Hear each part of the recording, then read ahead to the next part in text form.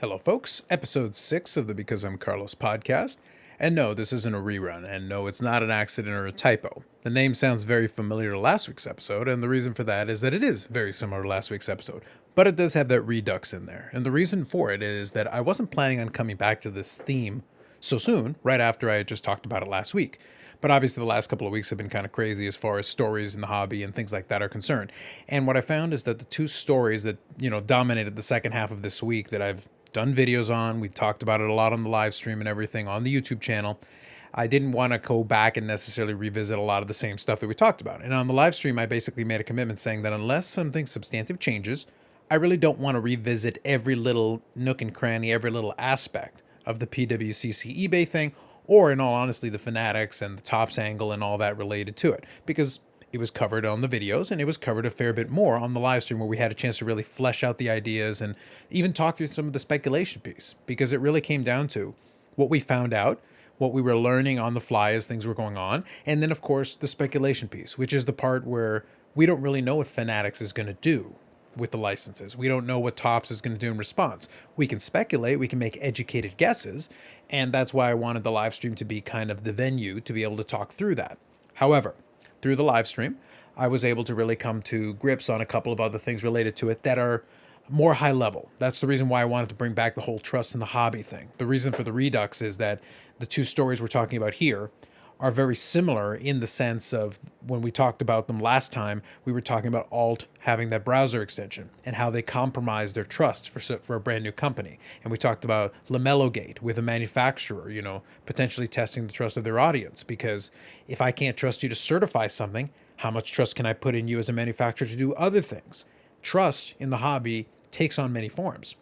And with the two stories this week, PWCC and eBay, followed by Fanatics getting the license underneath Topps' nose, presumably, based on what we hear, there is still an element of trust to both of those things. And it manifests itself differently, but the idea is the same. And that's why I wanted to take this week's podcast to talk about it. Again, it's not going to be necessarily on a weekly schedule, but I make them when I feel it's appropriate. But we definitely had enough this week that I want to talk about it a little bit more. Now, that all said, how does the trust play into this side of it? Well, let's start off with the PWCC and eBay, the divorce, the acrimonious relationship coming to an end.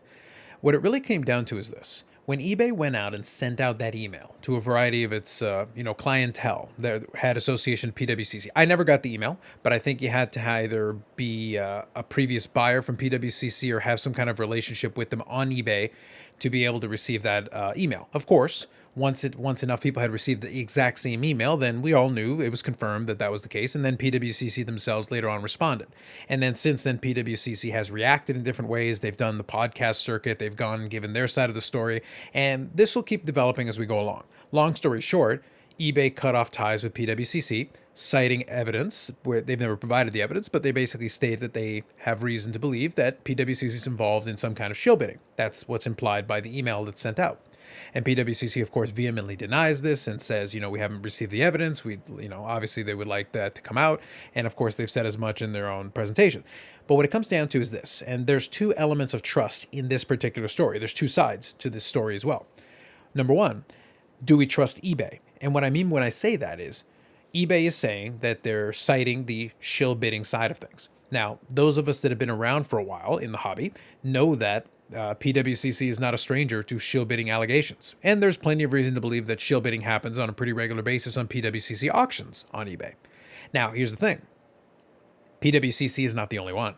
They're hardly the only one. There's plenty of other ones that have been accused of very similar things, the probe scenes of the world and other consigners. But the reason why I asked the question is do we trust eBay? Is that if it was a concerted effort to try to curtail shill bidding, why do you target PWCC? And as of this moment that I'm talking to you, we're ignoring everybody else. And that was kind of one of the points I made in the live stream. And the reality is I'm only going to speak for myself. As a longtime user of eBay, my account goes back to 1998. So I've had it for 23 years. eBay's done plenty of shady stuff as far as, not being as forthcoming and transparent as they could be. eBay created the scenario to make shill bidding easier. They basically blocked off the ability to see who's bidding on auctions. You can see a little bit there. You get a little bit of information. You can see the feedback rating. If you're sitting there monitoring something very closely and you monitor a seller very closely, you can try to pick up patterns and you should be able to figure out if the same account is bidding over and over again. But you have to be monitoring constantly, because as the feedback rating goes up, then you kind of lose track very quickly. It's one of those things where if you just showed the usernames, it'd be very easy for even the most unsophisticated detective to be able to figure out, hey, wait a minute, this person always bids on this guy's stuff. And they almost never win, but they always bid right up to the end. And it always increases the price. Maybe there's something going on there. So the point is that eBay has made it more difficult for the rank and file collector to be able to detect their own shill bidding. So we're supposed to rely on eBay to do it for us, which is all fine and dandy, whatever. eBay, for me, in a lot of cases, again, I'm speaking only personally, for me, eBay is in the world of the necessary evil. It's the same reason why when they've gone to managed payments now, I wasn't super thrilled about it, but at the end, I acquiesce because it's a necessary evil. It is a marketplace where it gets a lot of eyeballs. So if I want to sell certain things on it, it makes sense for me to use eBay, despite their high fees, despite having managed payments. But playing into what I said earlier, do you trust eBay? Well, I went out of my way to make sure that the account that the managed payments has gone into is completely firewalled from everything else. Frankly, if something happens with that account, I'm not super worried about it because it's only existing for that one purpose. I firewalled it from everything else that I've got as far as my bank accounts. I don't want to have it on a bank account that I'm using for my day-to-day banking. Because if anything goes wrong or if eBay's having an issue or whatever, you've got a bank account that I'm not super concerned about. That's the level of trust that I personally have on eBay. Again, speaking merely anecdotally, I personally don't trust eBay that much. The other aspect of that makes it interesting is that in the same vein that I mentioned, we're not really getting the Probsteins and some of these other ones, caught in the dragnet of this sudden crackdown on shill bidding. It seems to be only PWCC. That leads to the question. And the question is this. Even if shill bidding is part of the equation, which I believe it certainly is, I think it's part of the case against PWCC. The question then becomes, though, is that the only reason? And my answer is no. Just to spoil this for you, my answer is a definitive no. If it was only the shill bidding thing, then it would be part of a larger roundup. There would be some other consigners. They would probably be on the same chopping block, and we'd have seen that already. I think it comes down to there is an additional factor that eBay is holding back. They're not being completely forthcoming on that and completely transparent on it. The shill bidding is just the excuse, which they certainly can. I have no doubt they have compiled enough evidence to be able to build a perfect case on that if they were required to for some reason. I don't think they're going to be sharing that. But even if they had to, they certainly could. I think they've got a file on that. But there is something else. There is a second impetus, and that's the part we're not sure about. Is it a legal issue pertaining to some of PWCC's other controversies with trimming and some of the other things they've had going on in the past? Is it simply the fact that PWCC was making overtures to creating their own platform? Is it a combination of these two things? This uncertainty is part of that. So it goes back to what I said earlier. Do you trust eBay? Well, obviously I said, for me, I don't. But I accept them for what they are with the understanding that I'm not going to trust everything they do. But they can still be useful to me as a platform. And that's kind of the relationship that I have with eBay. Now let's go to the other side of that equation, PWCC. They're mired in controversy, certainly, and this is no exception to that. But let's remember something else here. This is what's interesting. Remember what I said earlier. They were also making overtures and starting to do the steps to make their own platform. They have the Premier Auction, which is on their own standalone site. It is separate from eBay, with vetted bidders and all that.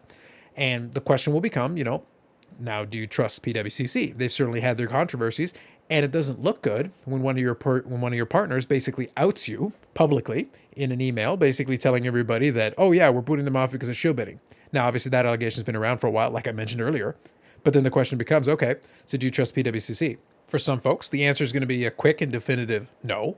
And for other folks, they're like, yeah, absolutely. I've got stuff in the vault and I've done business with them and I'm happy with the business I've done with them. There are going to be folks that have good experiences. Let's be 100% clear on this. And there are going to be a lot of folks that are in between. They're going to take more of a wait and see approach. It doesn't look good, but at the same time, let's see what happens. And kind of playing into that vein, this past weekend, by the time I'm recording this, is going to be Sunday night into Monday morning. But at the time I'm recording this, they already completed their most recent Premier Auction. And that Premier Auction concluded with several record sales, including a Tom Brady Contenders autograph that sold for $2.8 million, almost 2.9.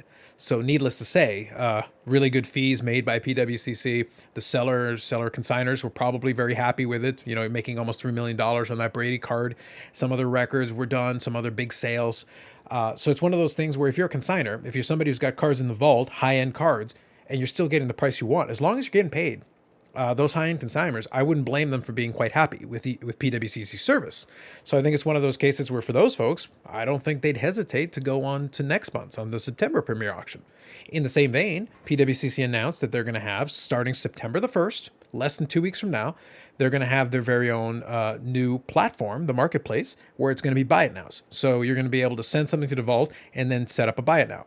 Will people be interested in that? That'll be the next test on the do you trust PWCC?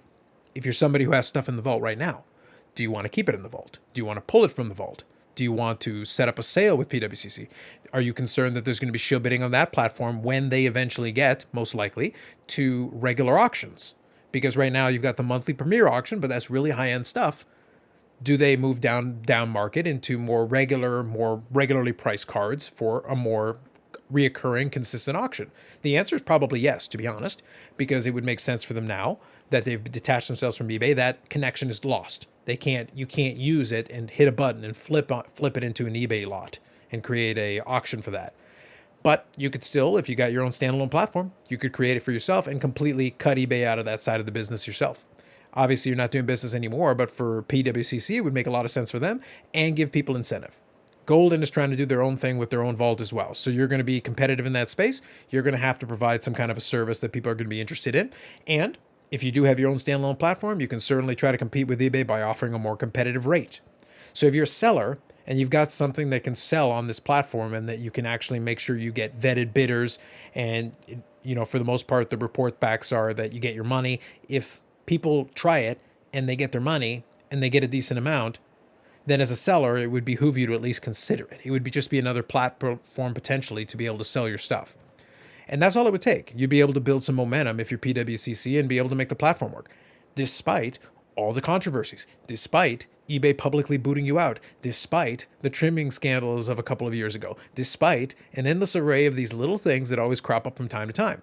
And at no point have I said that any of these things are wrong, because for some of them, there's plenty of evidence, and for other of them, I don't know for sure. But the point is, they seem to keep coming back. It's one of those things where the trust level apparently doesn't have to be super high. And I started off this segment of the conversation by asking, do I trust eBay? My answer is no.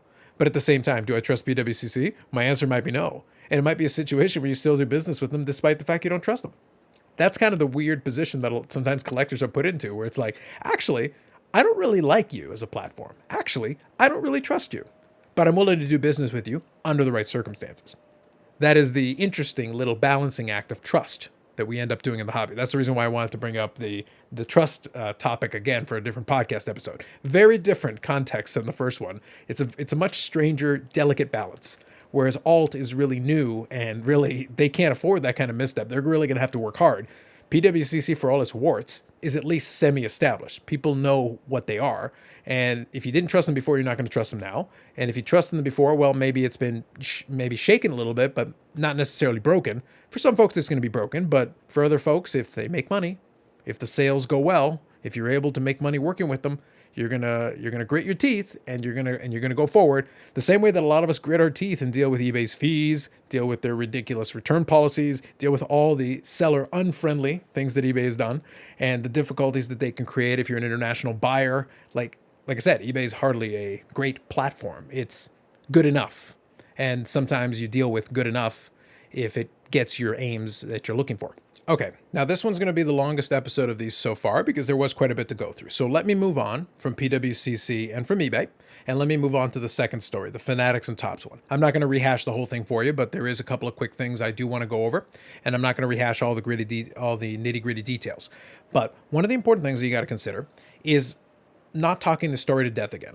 Like I said, I committed that I wasn't going to talk about it too much more as far as anything pertaining to the deal itself or speculating on the future unless we get something substantive. So I'm not going to do that. But I am going to focus on this theme of trust in the hobby because one of the key things that I noticed, and I got a taste of that on the live stream, and it's one of the great benefits of doing a live stream where you're kind of interacting with the chat, is that when you cover some of these topics, you get a sense of where people's heads are at. And it's not always rational, to be clear. Sometimes it's an emotional response. But a lot of times that emotional response is the sincere response. It's what people actually think in the moment. As time goes on and they calm down and they have a chance to think about it in a sober day or two later, a week later, a month later, they may change their tune and how they present it or how they do it, but in the moment, you're getting a very strong emotional reaction or a very realistic reaction to what their heads are at the first place. It's telling you where their brain goes to automatically. And then later, when they start applying some logic to it, they may change the way they phrase it or the way they present it to you. But one of the interesting things that I noticed is that those reactions played right into this whole idea of trust. It goes back to the exact same theme because, like I said, we keep ending up back at this theme. And I promise not every episode is going to be about this, but these ones still fit very well under it. And a lot of the times, the way it manifests itself in this case is how people felt was dependent a lot on their previous experiences with the companies in question. So when they were thinking about Fanatics having the MLB license, what they were really thinking about was not just the business side of it. They were thinking about their own personal reaction to it. They were thinking about how their memories of Topps were. And sometimes that clouds the way they actually present it forward. They're basically saying like, oh man, Fanatics is going to be terrible because of this. And when I challenged them, I came up with, I kind of came back to them and said, okay, why do you think it's going to be so terrible? And a lot of times it's like, oh, well, their shirt quality is horrific and all this. And I said, well, they haven't made a single card. The shirt quality is irrelevant to it. I understand the idea, but unless you think the folks in charge of the shirt department are the ones who are going to be making the cards, you may not notice the difference because a lot of times these manufacturers are using the same printers. So the quality control is actually at the printing side of it that some of these manufacturers don't have complete control over necessarily. And of course, that isn't even taking into account the very real possibility that they, as part of this deal down the road, they end up buying one of these manufacturers and taking their infrastructure and just building off of that. And if that's the case, using the Topps again, I'm not going to go back into the speculation piece, but if I use that example and say they acquire Topps to get the IP in, to get some of their infrastructure, you could find a situation where over the next couple of years, you keep getting Topps sets every single year, but at some point you get a Topps set that has a Fanatics logo on the back. And as a consumer, really, unless you're paying that close attention, are you going to notice? My contention is no, on the whole. You may think you notice a big difference, but if they're using the same manufacturer, the same artists, the same general idea, you probably won't notice the difference. The other thing I found very interesting is that a lot of the same people that are, lamenting the potential loss of Topps are also the same people that, when given the opportunity, will complain about Topps. Oh, the designs aren't that interesting. Oh, they haven't really innovated in a long time. Oh, well, they're not trying really hard with this stuff. They're kind of resting on their laurels and doing this. Again, not everybody is saying that.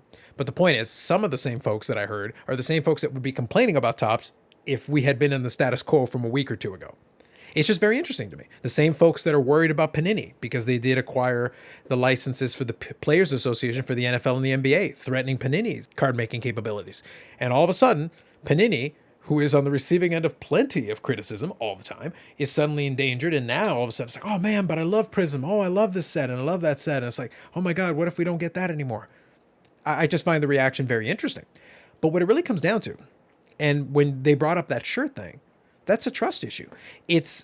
We don't trust the new guy because we're worried about change. That's part of it. But the other part of it is my experience with them was bad in this category. Therefore, I am transposing that to this other category, even though I haven't seen them actually do anything in this other category yet. I don't trust Josh Luber. I don't trust this. Oh, why don't you trust Josh Luber? Because, oh man, StockX, it's all this stuff. It's terrible. I hate that stuff. Fair enough. But at the end of the day, you're telling me that your level of trust is decreased because of experiences that are unrelated to what we're talking about here. Because, like I said, if they go out and buy and pick up one of these manufacturers and the same people basically are making it, but we just changed the logo on the back, nothing technically would have changed.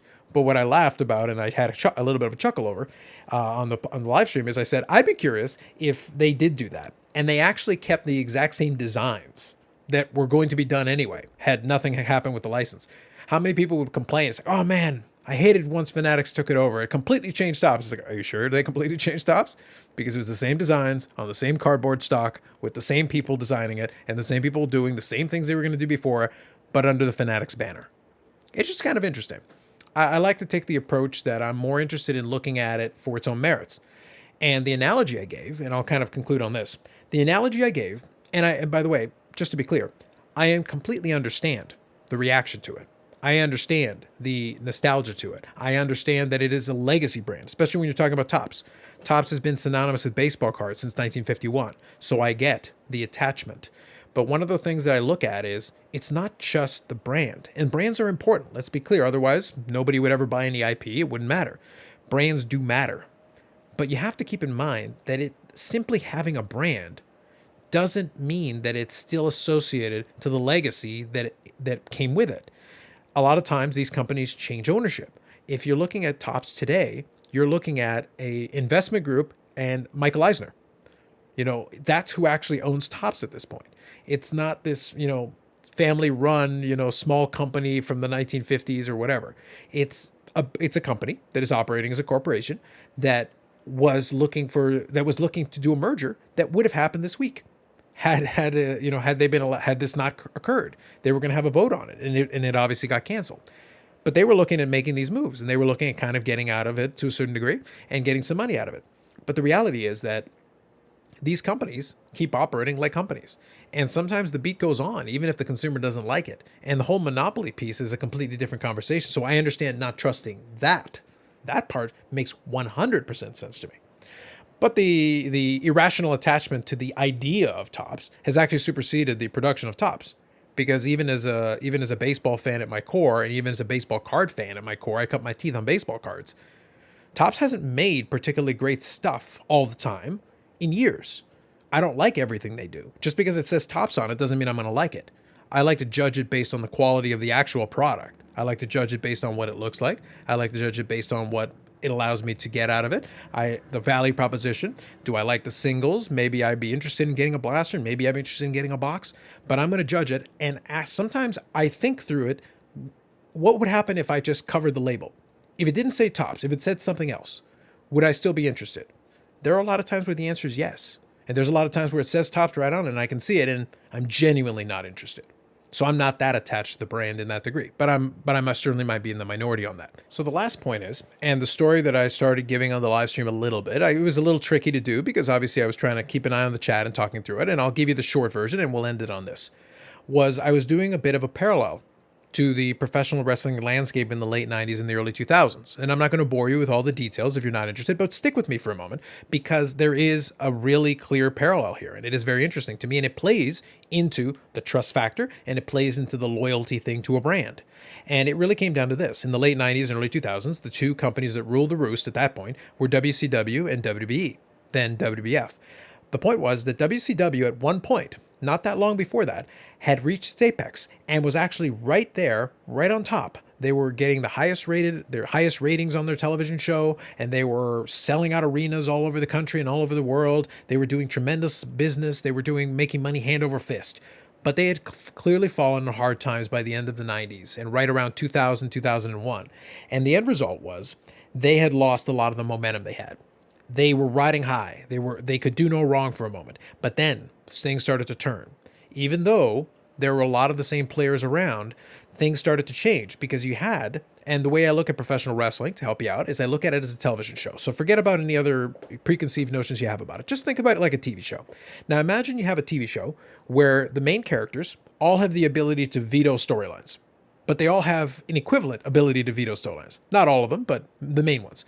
And if they don't like it, they say, nope, I'm not going to do that. And the other one is like, nope, well, if you're not going to do that, I'm not going to do this other thing you want to do, and so on and so forth. So what you end up with is this mess where the director and the showrunner and everybody has to try to figure out some kind of a compromise that people will agree to begrudgingly. And the end result translates to the television show. You see a decrease in quality. Well, the point is, by the early 2000s, WCW had steadily decreased in quality, whereas WWE kind of steadied the ship and started to get themselves back on track, and they were doing very well, especially towards that time period. They had really turned the tide, and now it was really, really starting to turn. They maintained themselves and maintained consistency, while WCW was quickly declining. But the funny thing happened with that. Despite almost their best efforts to implode and completely destroy their own product, they had a hardcore fan base. They had some diehards who would not go away, even though the product was completely and objectively worse than it had been even a couple of years before. But they were hanging in there week after week. They never lost the faith. And what's funny about that is when the time came and AOL Time Warner had a merger and they were going to basically offload the brand because they didn't want to have wrestling on their portfolio anymore. Well, an opportunity came to sell. and it came to sell to Fusion Media, who was led there with Eric Bischoff, who previously had run the company during its better days and some of its lower days, but some of its better days as well. Well, they had the opportunity. They had a deal in principle. Everything was moving. They had a plan. They had an idea of what they wanted to do. But then the AOL Time Warner executive said, well, we're not going to give you the TV time slot. And what happened is all of a sudden, the value of the property sank like a stone. The reason why I give the parallel is the first part about a declining product, or a product that was living off its name and loyalty instead of quality. That's Topps. Topps hasn't. Let me be clear. I don't want to be considered exaggerating here. It's not like Topps makes bad set after bad set after bad set, but they've pretty much rested on their laurels.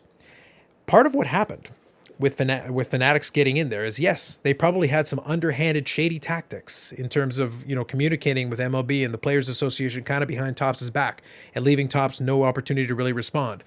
But Topps also did this to themselves by not taking advantage of the single hottest time in the hobby, not building that war chest. And more importantly, though, because they certainly made some money, but the key is, one of the things they did not do, and this is probably the biggest sin that Topps committed during this time period, is they believed themselves indispensable to Major League Baseball. They thought the same thing that their fans think. They think Topps is baseball cards. Well, here's the problem.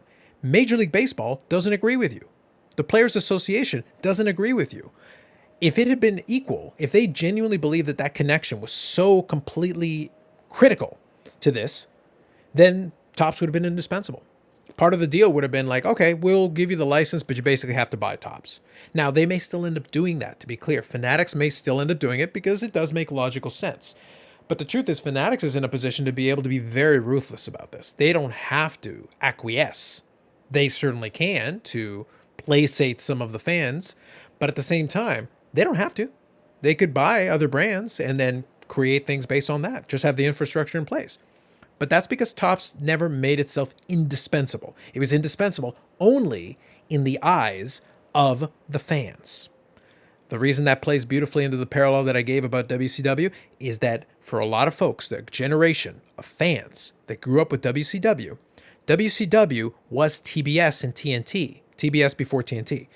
They were associated with the Turner Broadcasting. Even before Turner bought them, they became associated.